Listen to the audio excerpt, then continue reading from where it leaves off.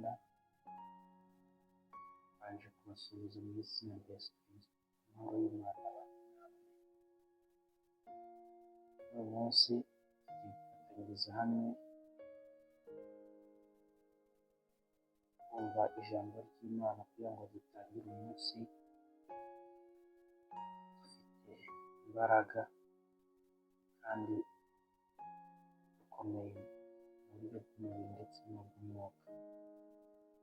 Umunsi ijambo nshaka ko tuganira ni muri Zaburi 15 rivuga ngo kwiringira Uwiteka. Dusome tudatinze, haranditse ngo abiringiye Uwiteka bameze nk'umusozi wa Siyoni utabasha kunyeganyezwa, ahubwo uruhamye iteka ryose. Nk'uko imisozi igose i Yerusalemu, kuko Uwiteka agota abantu be, uhereye none kugeza iteka ryose. Kuko inkoni y'ubutware y'abanyabyaha itazagumya kuba ku mwandu w'abakiranutsi, kugira ngo abakiranutsi be kurangurira amaboko gukora iby'ugukiranuka. Uwiteka ugirire abeza ibyiza n'abatunganye mu mitima, ariko abiyubagiriza inzira zabo zigoramye Uwiteka azabajyana inkozi z'ibibi. Amahoro abe mu Isiraheli.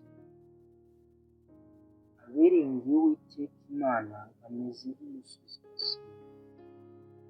Nawe munsi ibyo ukora, akazi ako ari ko kose ukora, aho uri bugende,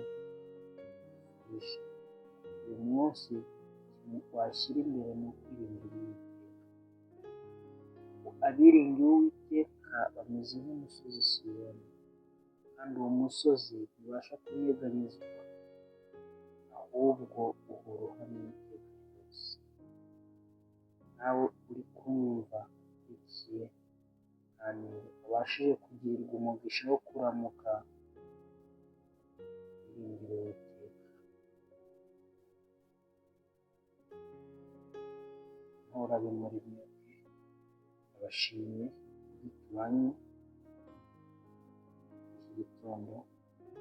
Umugisha wa Uwiteka atanga ubomeho none n'iteka ryose. Amen.